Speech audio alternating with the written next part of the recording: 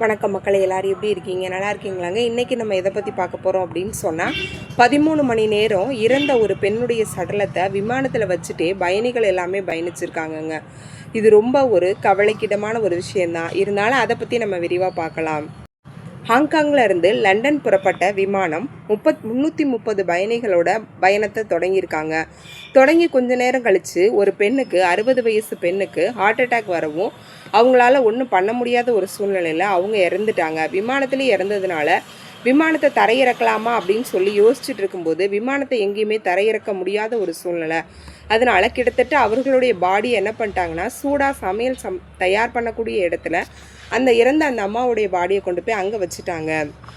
13 மணி நேரம் விமானத்துக்குள்ளேயே இருந்ததுனால அந்த உடல்ல இருந்து துர்நாற்றம் வீச ஆரம்பிச்சிருச்சு. கிட்டத்தட்ட அந்த 329 பயணிகளுடைய நிலைமையை யோசித்து பாருங்க. இறந்த ஒரு பெண்ணோட கிட்டத்தட்ட அவங்க 13 மணி நேரம் தங்களுடைய பயணத்தை தொடர்ந்து நடத்தியிருக்காங்க. திரும்ப அந்த விமானம் தரையிறங்கினதுக்கு அப்புறம் அவங்க வீட்டுக்கு தகவல் சொல்லி இறந்த அந்த பெண்மணியோட உடலை அதுக்கப்புறம் அவங்க வெளியே எடுத்திருக்காங்க. இறப்பு என்பது எங்கே எப்போ வேணாலும் எப்படி வேணாலும் நடக்கும் அப்படிங்கிறதுக்கு இந்த வீடியோ உங்களுக்கு ஒரு உதாரணங்க.